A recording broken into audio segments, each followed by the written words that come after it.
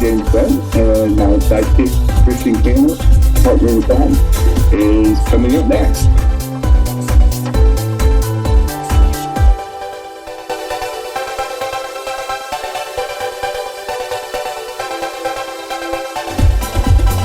Hey everyone, I'm Jen's sidekick. Welcome to Two Queers in a Truck.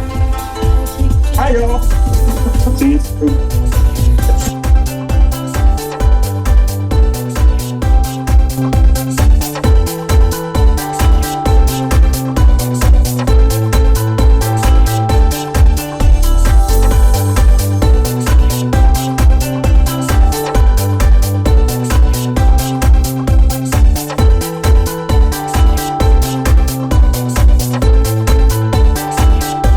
Good morning, everybody. It is Two Queers in a Truck time with Christian and I, and we're kind of jamming out. Music's a little low, but it's nice and chill. No, there's no point turning it up. But All right. we're jamming out a little old school, old school dancing music. Yeah. But anyway, Old school. if you're seeing this on the first day that we put it out, it is September 20th already, which is the third Wednesday of the month. Wow. It seems like we just had Labor Day, which we haven't. But We did. it's going by that fast. I mean, we're already we passed the mid-month mark, and of course, September is a short month because it's only 30 days instead of 31 like August. So it goes by fast. It feels shorter. Yeah, it feels shorter. It does. It's that time of the year. Days are getting a little shorter. Starting to see some leaves drop. Kids are going back to school. It's the summertime fun time is over. It's just kind of bizarre. But anyway, we will jump right into the first topic. Bizarre times, for sure. And the first one, since 9/11 just happened the week we're taping this, the anniversary of it, I should say the anniversary, it didn't just happen after 22 years ago. Trump made a lot of claims during that time, and a lot of people forgot because it's been so long ago. But he said his Trump Towers was the tallest building in New York other than the World Trade Center. He said he lost hundreds of friends, which there's no way he has hundreds of friends even now. Exactly, but helped clear the rubble. He wasn't anywhere near any of the deal. You know, he barely worked as president. You know, he took 3-day golf weekends pretty much every weekend. I saw Muslims cheering, you know, because he's a racist. But he did steal money from a 9/11 victims fundraiser camp. So it's kind of interesting, you know, when this guy's talking about 9/11, that he literally didn't help in any way, shape, or form, even though he was a lifetime New Yorker. I mean, that's where he was born, that's where he was raised. It's where his family made a lot of their money. But this guy didn't contribute at all.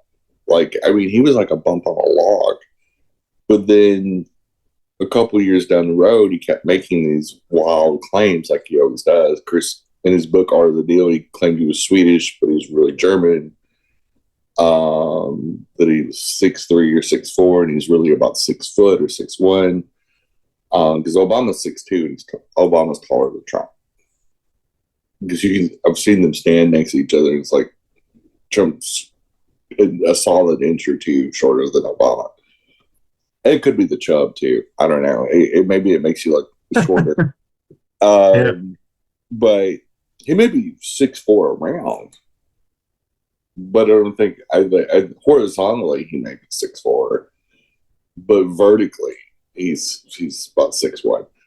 But it's just kind of bizarre, you know. And when we hit these anniversaries, just like Santos and all these other people that make these wild, and this is mostly Republicans, that make these wild asinine claims, whether it's about somebody else or themselves. Like, they try to pump up their story. And I'm going, one, it's a sign of being pretty inadequate, but two, it's just kind of, that stuff is like verifiable. I mean, 2001, we had pretty good media coverage back then. There was not, it wasn't like 1971, where there was very little coverage. There wasn't 24-hour news. There wasn't any. Then there was, he was famous enough then that people verify, like, now he didn't do any of that. Like, I mean, and so it's just kind of wild that, that he maintained those claims for years, but then when he ran for president, he kind of backed off some of them because it made him sound nuttier than he already is. But it's just kind of bizarre, and you hear some of the new, some of the new presidential candidates running, and they make these wild assertions like Vivek and all that just make up stuff. They just drink stuff in their head, and you go, you do realize that when you say stuff like that, you're running for the presidency, especially, they're going to vet it. Yeah.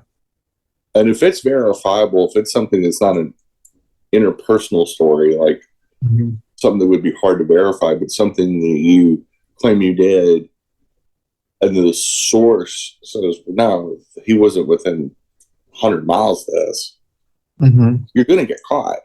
CNN and other news agencies catch him. Some catch him right on the air because they're ready for him to lie. Like Vivek's a prime example of a Republican liar that just, one, they're all running to be Trump's vice president.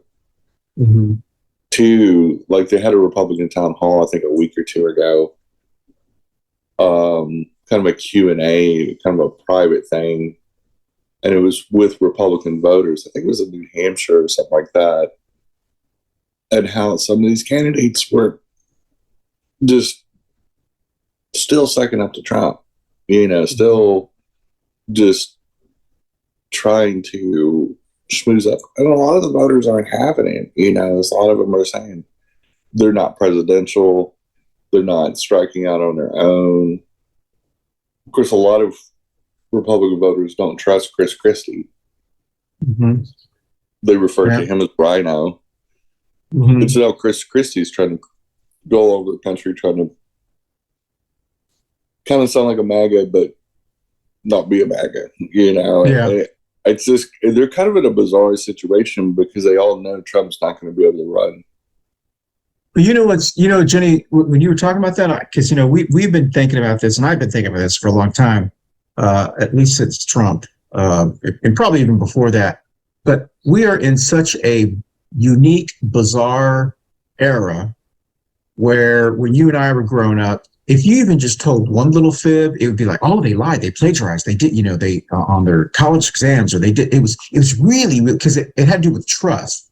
Well, apparently, obviously, in America, there is a section of America that likes that boasting, likes that kind of baloney bullshit stuff. They like those kind of people because they see a little bit of them in themselves, and they like it. And what, to me, in a way, it's kind of sad, but it's also kind of good in a way. But people have just, there's this filter that's been used, and you like to use that analogy about COVID was like the great filter. We poured America into a filter, and it started to filter out. And you have people who still want people to be honest. You have independents who go, well, it's not really that big of a lie. We all, they kind of tolerate a little bit as long as it's not crazy or a dick. And then you have that section of society that they don't even care how much of a baloney that Trump can. They're like, oh, well, they like that entertainment value. The sad part is that section, they have become the Republican Party. The Republican Party has become this crazy, delusional, trailer trash kind of individual that you and I would not sit next to at a bar. Yeah. But we'll laugh. We'll go, oh, key. But I don't really want to be that person's friend. I just kind of want to laugh at him. Right. And I don't see that changing. I see that's the reality for today. Because I keep thinking, well, they're going eventually we're going to go back to, like we were in the early 80s and 90s. I think what's going to happen, and this kind of happened. So I think we were here where we were in the 1960s, maybe late 50s, 60s, and we had a section of really, really racist human beings, especially white Southerners, that were just, we hate black people so much, we'll do anything, we'll burn everything down. They were completely against integration, and but they were older, like this generation that really, really hates America, and that they know they're dying, they know they're obsolete, they know that their way of thinking is just awful. They know they're awful, and they don't care. But they're becoming such a minority. They're about maybe 10-15% of the population. And they're so trashy, and they're so racist and homophobic, but the majority of them are 60 and up. So they know that their days in front of them are a lot shorter than their days behind them. They know that the country is getting browner and blacker, more diverse, more accepting, more about progress, more about doing the right things. And they hate it. They hate it. Just like in the 60s with all the student protests against Vietnam and the protests against racism, they hated that too. And so the George Wallaces of the world, the horrible human beings, the people even on their deathbed finally confessed, I can't believe I voted for the guy. I can't believe I fell for this, the horror, how I talked to my neighbors. And I think that's what we're seeing. We're seeing people dying of COVID, for example. And on their deathbed, they're like, I probably should have took the vaccine. I probably should have been a little nicer.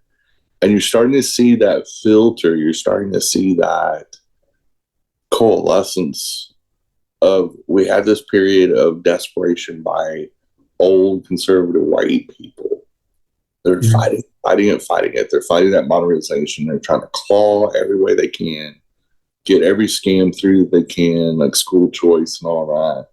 They know deep down that they're full of shit. They know they're wrong.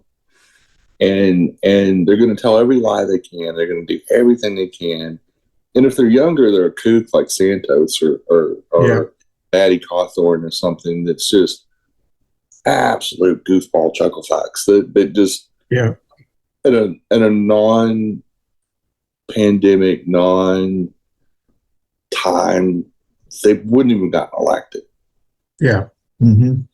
But the system's kind of wonky. We're not catching everything we're supposed to catch because we're so distracted by the shit show of Trump, the pillow guy, and the absolute clown. But do you see that changing? What? Do you see that going? I mean, do you see that changing? Do you think it's around for 10 years? Do you think it's around for another decade? Okay. I think by the time Generation Z, by the time that 2024 ends, there will be 8 million new voters or potential voters from Generation Z. And that's a massive change. Okay. And that's not slowing down. Yeah. We've got massive generations coming. Massive generations. By 2026, demographic of our country is going to be shifted to where white people will be the largest minority. You have this huge, young, energetic, intelligent generation that knows technology, understands the challenges we have. A very mature, beyond their years generation. They do some crazy things on TikTok, but if TikTok was around when you and I were growing up, we'd be exactly. We'd probably be in prison. So I think the world is changing. I think it's changing faster than we realize. But the old fuddy-duddies that want to slow this change down are so petrified of the change because they know they're going to get left behind because they refuse to adapt. The people that refuse to pivot, so this is the beginning of COVID too, the ones that refuse to pivot are going to get left behind, and they're not going to like it. They're going to really struggle with it. Even apartheid trust fund babies like Elmo Musk, are going to have a tough time. They really are. He's having a tougher time than he wants to admit. Mm-hmm. And therein lies the issue.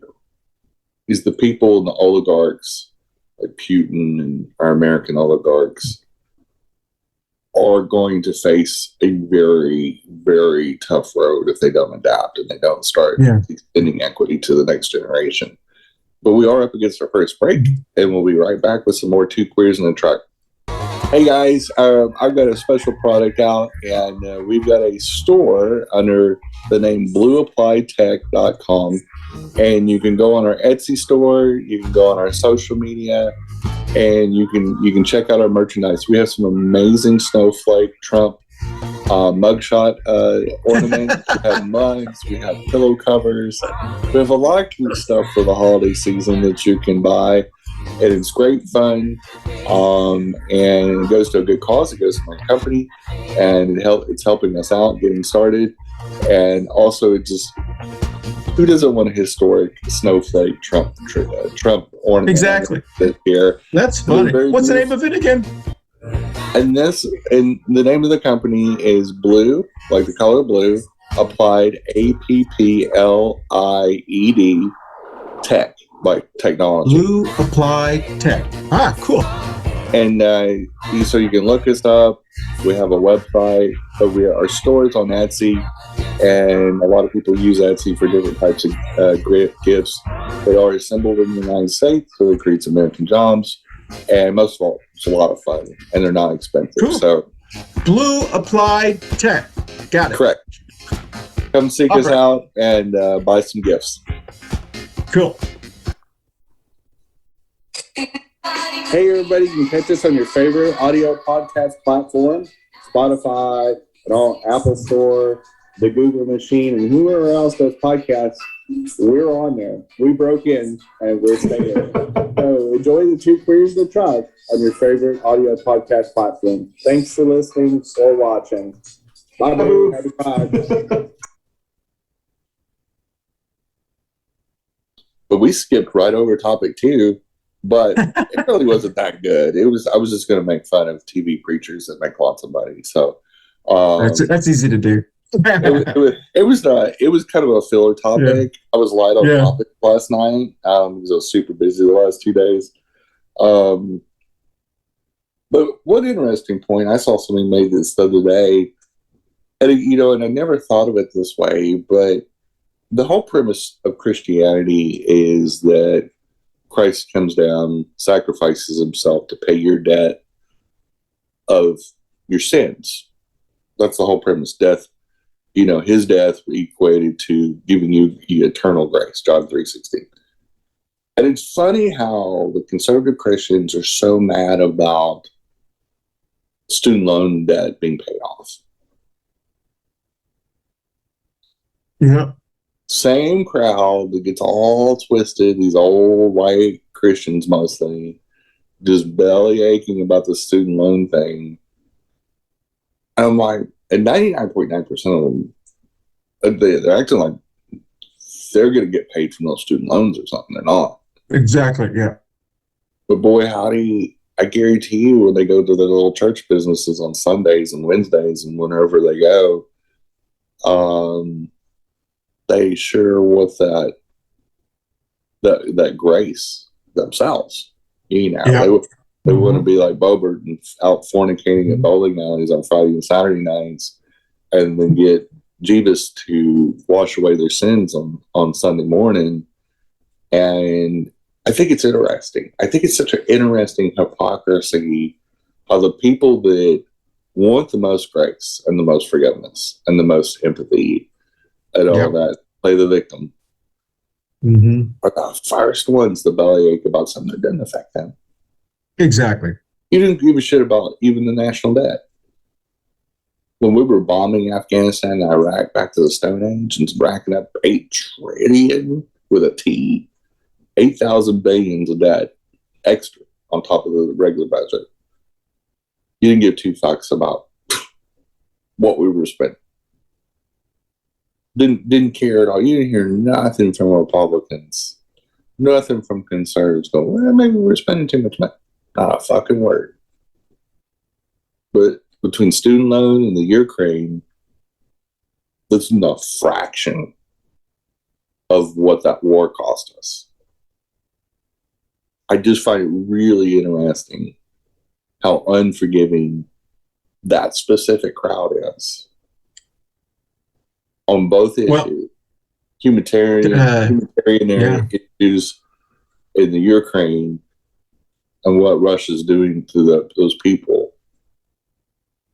and the student loan debt, because kids are getting a degree, still can't afford to ever even think about buying a house because of ridiculous loan shark type student loans just so they can go to school. And most of those schools should be free.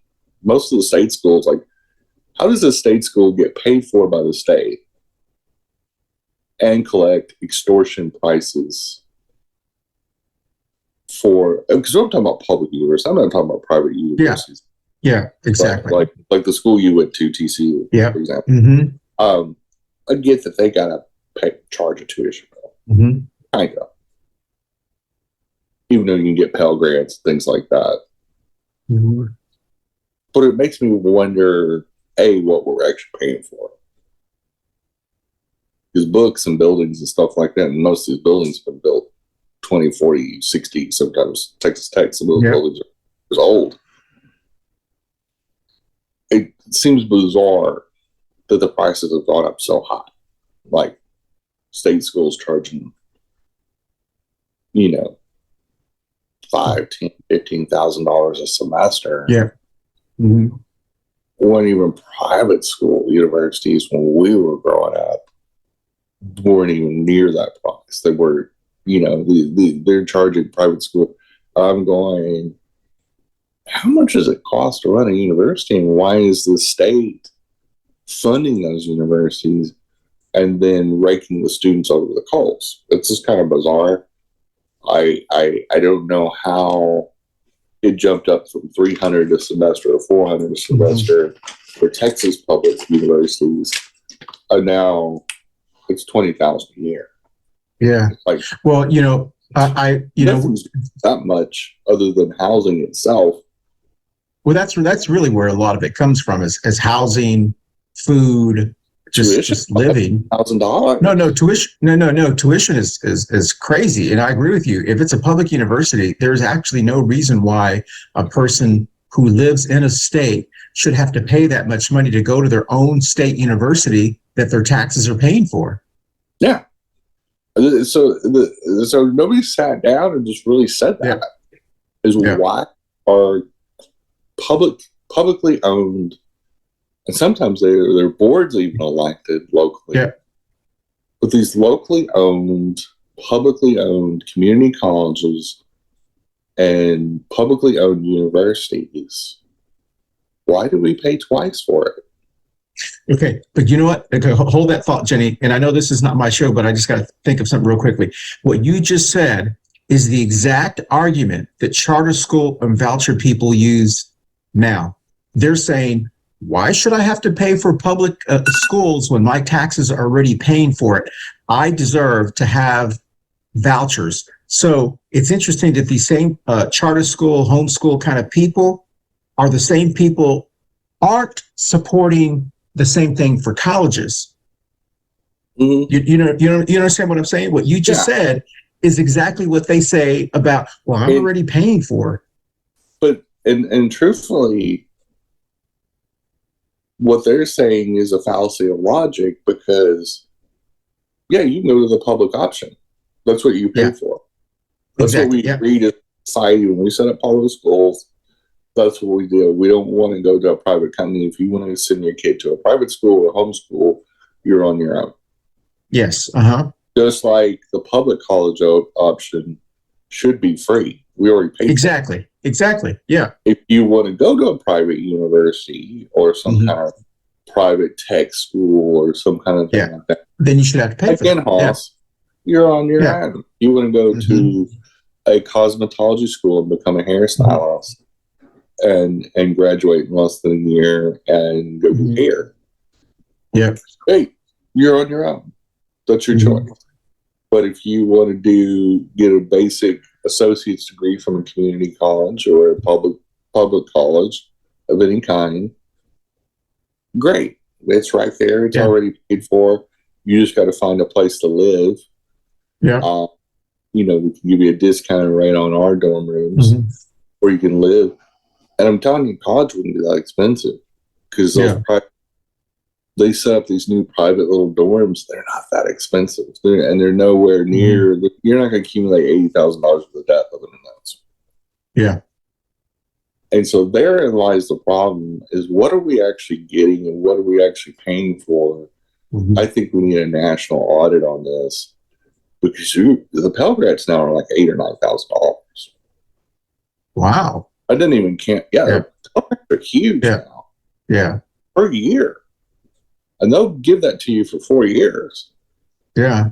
So if they qualify, you're getting $30,000, $32,000 from the federal government, from the Department of Education. And that should cover housing for the most part. Yeah. I don't know why we need to do books in a digital age. Yeah. Like our day where we had to buy my books almost cost as much as the tuition back then. Yeah. But we didn't have a digital option. Now we have a digital option. In fact, a lot of public universities are doing online classes instead of brick and mortar classes. Yeah.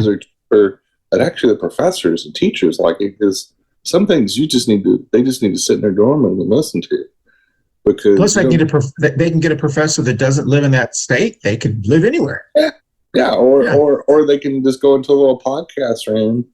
Yeah, and exactly. do a little classroom podcast, pop it out. You can go back and replay it.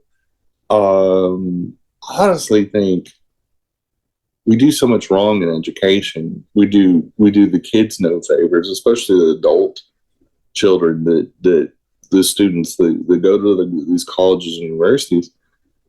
Is that you can't tell me with all these tools, the public funding of these schools, and how they double and triple debt, dip, and that this makes sense. And I'm having a tough time processing it because at the end of the day, it just absolutely makes zero sense to me. A more funnier story. This guy he was the VP of something. He had a full long title, and I wasn't going to write it down because it's not really important. This conservative group called American Family Association. It's kind of a religious Christian group, PAC group out of Mississippi. He got fired for reporting sexual harassment in the workplace. And it wasn't just regular old sexual harassment like from a heterosexual woman. It was a man-on-man sexual harassment from a coworker. Oh my! Robert Chambers is the guy that got harassed, and he got gay sexual advances from a guy named Ron Cook. And it happened from 2015 till 2022. So this just happened. He got fired last year, and now there's a big controversy over it. But they fired the guy that was the vice president of this organization, of this company, that got harassed. They didn't fire the guy. Yeah, who did the harassing. Yeah. The harassing. And so I got a lot of questions. Like, if you're the American Family Association, I'm assuming this is a very Christian, heterosexual, heteronormative, probably anti-transgender, anti-LGBT type org. Probably doesn't really try to go out of their way to hire gays, lesbians, or trans people. He got somebody working there that clearly had enough power to harass one of the vice presidents, so he must have had a pretty good rank too. They didn't say what Ron Cook's position was, the harasser, but that he was making gay advances to this guy for 7 years. Obama was president when he started, and Biden was president by the time that the guy reported it and got fired almost immediately. So it's kind of bizarre. Like they took the side of the gay guy. Mm. When you think about it, because he's the one, or the harasser. Yeah. the harasser, but the guy was like sure, pretty aggressive. Like, so is the guy that got fired? Is he suing him? Is that how this came out, or what? What's going on? well, it hit the press recently, and he's making a big deal of it. The article did not expand on whether he's suing them or not. It was just highlighting that charges. Yeah. But the guy's going to the press and he's starting to make a big deal with it. So I'm thinking a class action suit or some type of lawsuit is forthcoming. But he kind of wanted to build the steam of, and I'm sure he debated it, because if he's trying to keep a career in that same field, if he comes forward, people got to ask questions. Well, it went on for 7 years. Exactly. Yeah. Mm-hmm. Was it really dating? Was it exactly? Was it harassment, or was it just a sour date? And I wouldn't always believe the victim. But for one, these people were conservatives. These are family value conservatives at that. We all know that they lie. And so it's a tough time to believe the guy that did it. You wonder if the organization called BS on it too. You wonder if this is an extortion play, or if they had a relationship and it went bad. It was a down low relationship and they were married to women, or there's not all the particulars have been forthcoming, and there's some of the details they've not really divulged yet to the public. And so you wonder if he's kind of trying to make a plea for a backroom green mail type deal where you're going like, you pay me, I'm just going to go away. Exactly. Yeah. And we won't even talk about this. So it's kind of a bizarre thing. But it's kind of fascinating. And the fact that it happened in Mississippi, of all places, deep South state, a very, very, Brett Favre type state. You just kind of wonder what went sideways, what really happened. Mm-hmm. Well, but it also does. Don't you think, Jenny? It highlights the toxicness of just the word of gay and that culture and that community. They're so afraid of that word that they use it as a weapon in many ways.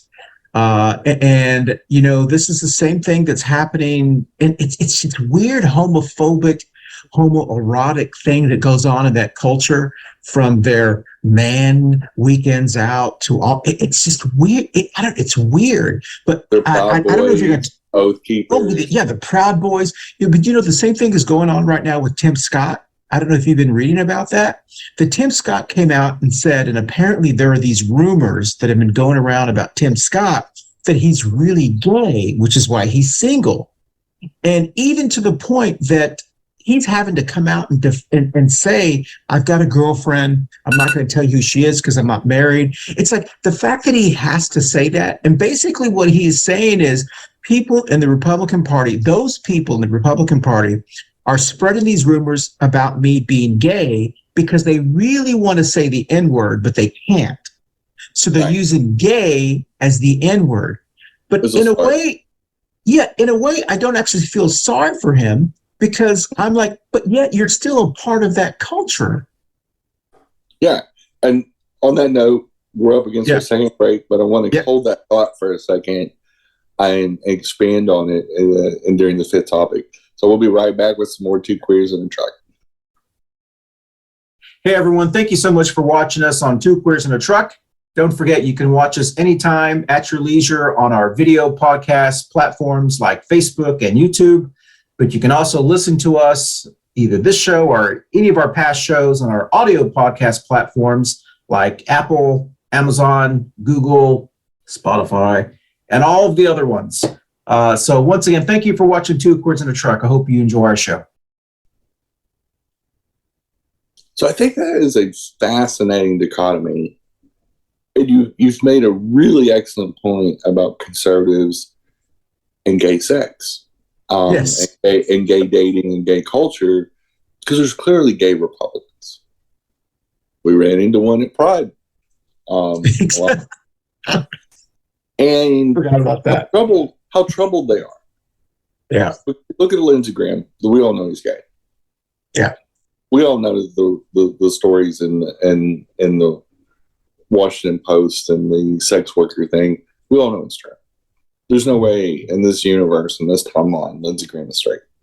Which, interestingly enough, is from the same state as Tim Scott. Tim Scott, exactly. That two Deep South Carolina senators from the same state, one black, one white, are flaming homosexuals. Both single-ish. And both... It's funny. I'm the one laughing. Because they're big old Southern sissy queens. Yes, exactly. They're just big old... They're just big old sordid live queens. They're just my land. It's so. I agree. But it's the hypocrisy that I was talking about earlier in the show. It's just like the forgiveness thing, the loan forgiveness versus the Christian version of forgiveness. That the primary. It's interesting too because I had a discussion not too long ago.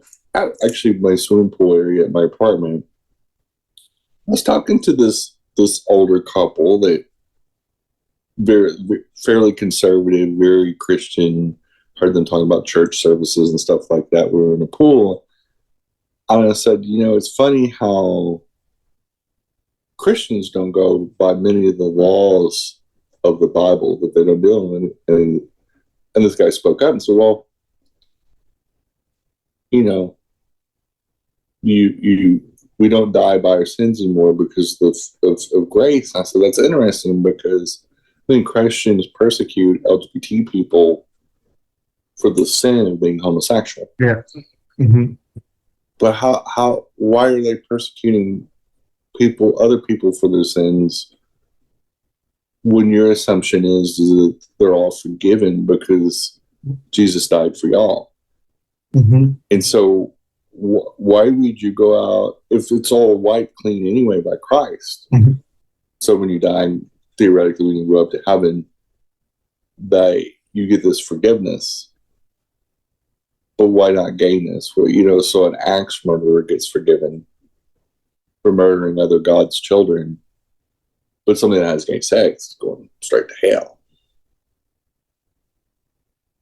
And so I think it's a bizarre thing. And so this conservative Christian gun-toting, mouth-breathing, incel culture of conservatism and republicanism, MAGAism, apply that logic very, like, they put their finger up in the air and see which way the wind is blowing. And they'll persecute a Madison Cawthorn because he outed them for their cocaine parties and orgies. Yeah. But let MTG say all kinds of things bad about Republicans all the time. Calling people rhinos. I mean, co-workers. She's harassed co-workers too. Not just the Democrats, but Republicans. Say crazy things about Kevin McCarthy and then supports it if she gets it right. And I go, you guys,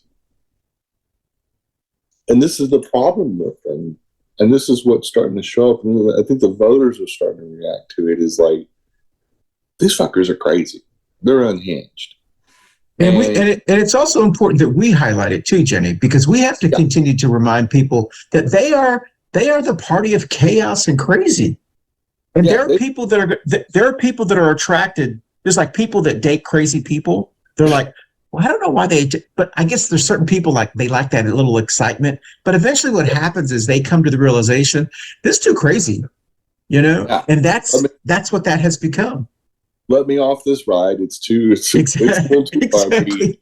I would go back to the little teacups, and it's one of those things. That's why BTC he talks about, he calls the Republican Party the leopards eat your face off party, and they're all leopards eating each other's faces. Yeah. They always get surprised. Like the pillow guy, for example, how he's kind of gotten abandoned, and some of the other ones like that are being left out on their own. Now they're getting arrested and indicted because of Trump and the things they did with Trump. One, they're surprised they get indicted, and two, that the Republican Party and Trump's not helping them. Just kind of go, you're kind of on your own. And now they're wanting the sympathy. I said, no. You stood the benefit a lot if Trump were to have cheated his way into and stole his second term. And you were all for it then. Oh, waving flags, puffing out your chest. Like all these guys doing these long sentences that are in the leadership of the Proud Boys and Oath Keepers and stuff, and now are facing 18, 20, 22 years, and now crying when they get sentenced and go, oh, it's so unfair, and I don't get to see my kids grow up. You should be in front of a firing squad. And to me, that's a capital punishment. They should be lining all 800 or 1,000 of these people up and just pop, pop, pop, pop. That's how you keep it from happening again. When you get the death penalty and a public execution, I'd send a message to that group of people and saying, you fucked around, now you found out. But yeah, the Tim Scott thing's a very interesting thing because the gay rumors have haunted him for a long time. And I think you're right. I think a lot of it is they don't really want him. They hate that he ran for office. They hate that he's a senator. They hate that he's black, that he's gay. But he keeps the gay thing under the lid, like Lindsey Graham does, kind of. And they don't know what to do with it because they got. And then how do you justify? Because it's the Republicans that are floating that out. Because they don't want him. They don't want him to run for president. He's not going to win anyway. Even if he got the nomination, he would never have a chance. There wouldn't be enough Republicans that would vote for it. They're never going to vote for a black guy. Some of it back. Being, they're not. Yeah, I mean, they're not going to vote for a person of color. They're not going to vote for a person with a crazy name or a very difficult name. They're not going to vote for a woman. There are certain things that they're just not going to vote for. They can try all they want to, but they're just not going to do it. And even in the worst case scenario, them getting a nomination, every racist, misogynist, homophobic, white trash member of the Republican Party that is 90+% white and has a high percentage of bigots in it, they're never going to elect somebody like that. And so if they get milquetoast support, it's a dead nomination. It's DOA. They would never be able to beat a juggernaut of a campaign and a really good president like Biden. They wouldn't stand up. They would wilt under the pressure. And plus Tim Scott. Like, come on. He looks like the Great Pumpkin. He's got a face for radio. Mm-hmm. Let's be realistic. And I hate to be that judgy. I mean, there's some people that don't even look president. Well, but you know what, Jenny? I don't think it's. I don't think it's being judgy. And the reason it's not being judgy is because these are adults. They have made a decision to be a part of that culture and to be a part of that party. If you're going to be a part of a party in a culture that is racist, that is misogynist, that is bigoted, that is the things that they are, and openly, especially lately, they don't even hide it, then you can't cry and play the victim when you decide to become part of that party. No. So we have the right to highlight that because you've made the decision. And you talk about all the time. It is like, why would you become a member of a group that hates you? Yeah. When you can't, Open. when all you have to do is say, I no longer want to become a member of this. I will become an independent. No one's saying you have to become a Democrat. Yeah. I mean, they don't. And that's what you can't play the victim when you knowingly are trying to become a part of that culture that hates you. It doesn't make logical sense. Yeah, and when you jump on the misogyny and homophobic bandwagon, even though you're closetly gay, and Tim Scott's openly calling for abortion bans and openly, is voted for homophobic and transphobic legislation and pushes that party agenda and pushes the message of hate and xenophobia, even though you're a black man, going along with xenophobic and racist ideology and talking about people coming over the border. It's so bizarre. And you're promoting ideology of hate. It's just hate. It's not, there's no practicality to they don't have any policies other than hate. But I did want to talk about the sixth topic because it's kind of a funny one. So recently, Bubbert went to a live play. I saw that. From the movie Beetlejuice. Yeah. She and whoever her guest was got kicked out. It was in Denver. No, Denver is very, very, very progressive. It's also not in her district either. But they're not going to tolerate craziness. So she supposedly was vaping in there, which was against the policy. They said she was videotaping and taking pictures, which you're not supposed to do. Mm-hmm. And then most of all, she was being obnoxiously loud and just being raucous, and probably no telling what's in that bacon. Like, yeah, let's just say you got legal weed and they'll not saying she was smoking weed in there, but obviously somebody noticed it because they complained.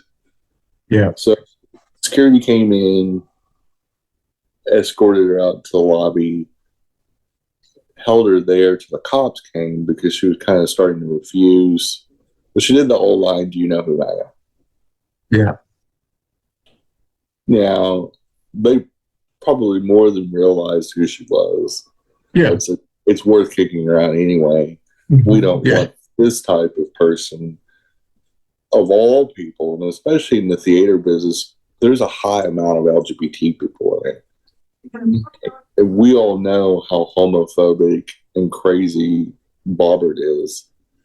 And so when the cops came, the cops said, "You got to leave." But they're asking you, and you're trespassing if you don't leave. And so they hightailed it out there.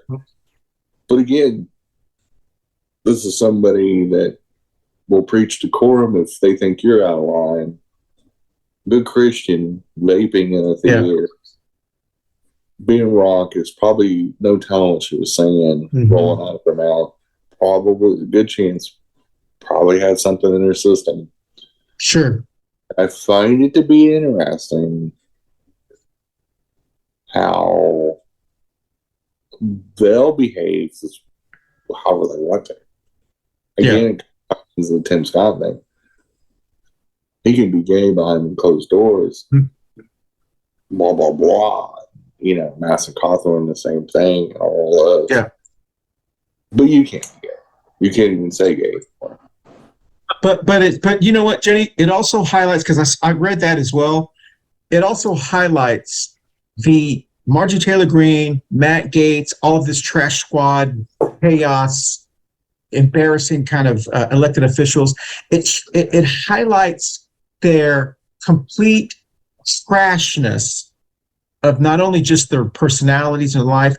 Once you get elected to that level of an office, you have an obligation to at least not be a distraction when you're out in public. There has been this, and obviously they get off on creating distractions and chaos because she was advised before the break to please calm down. Please, you had some complaints. Well, she made the decision, her and whoever, that they don't have to apply by those same rules. Mm-hmm.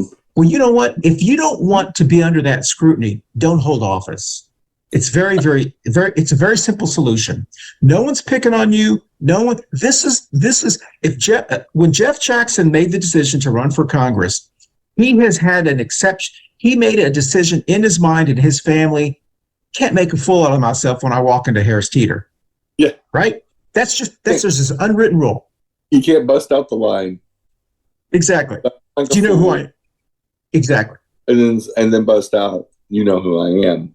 Exactly. And our local Congress people on the Adam and Jeff Jackson have a stellar record of not only being decent people. Yes. Say what you want. You may not agree with some things they say, whatever.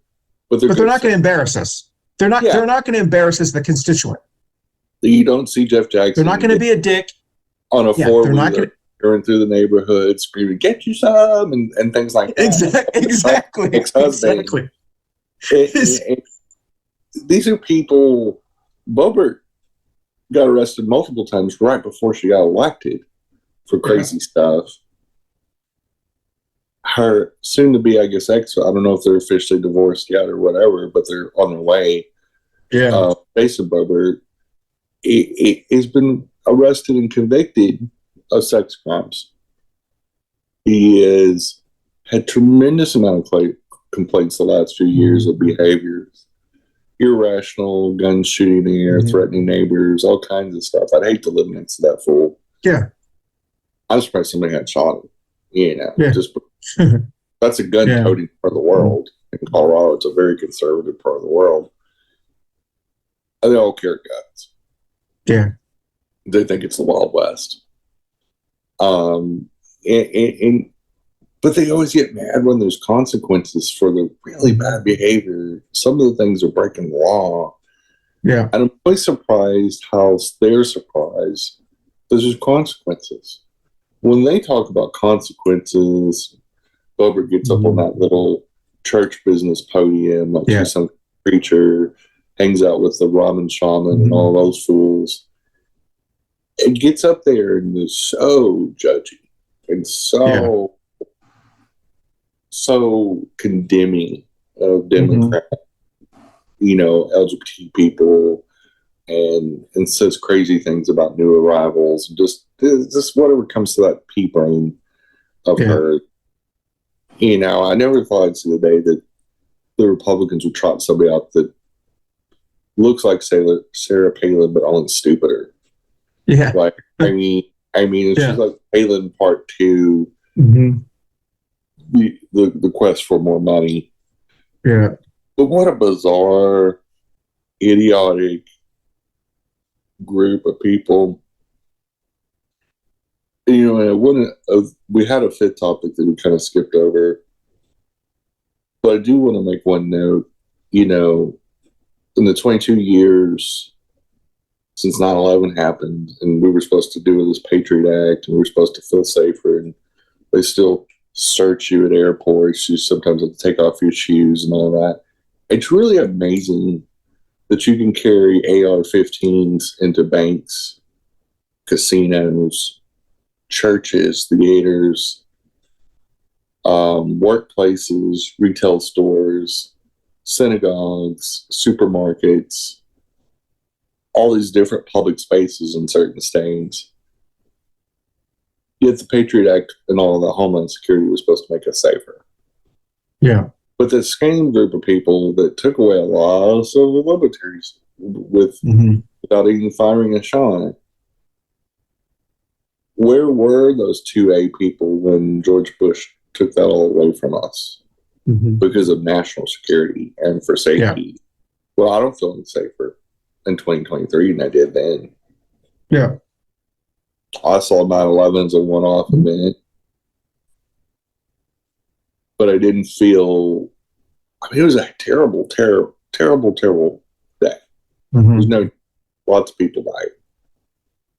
But I also felt like with any terrorist bombing or terrorist thing, whether it was the Killy Laurel in the 1980s, the cruise ship, or the hostage situation in Iran, or the bombing in Beirut, is it still, the world is a dangerous place, but we have to be really careful in a supposed democracy that we don't have a police state. Yeah. And we constantly hear from these 2A nuts, these gun nuts, oh, well, we have the guns so we can rise up against the government in case they start taking away civil liberties. But where were they in 2001 and 2002 when they were passing all these things?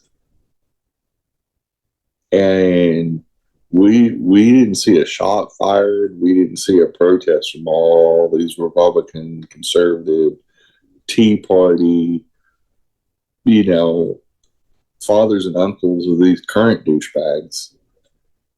Well, it was amazingly silent when a Republican passes some of the most restrictive things in American history. That those acts that got passed were like 1,000, 2,000 pages long. A lot of things they've been taken away from us. Civil liberties, free speech, things like that have created newer laws since then, like the FAFSA and all that kind of stuff. It took away a lot of ability to advertise certain kinds of businesses on the internet, things of that nature, at the drop of the hat, all in the name of security and safety. And they're trying to go further. They're trying to, a conservative moms type group is trying to take away how social media operates.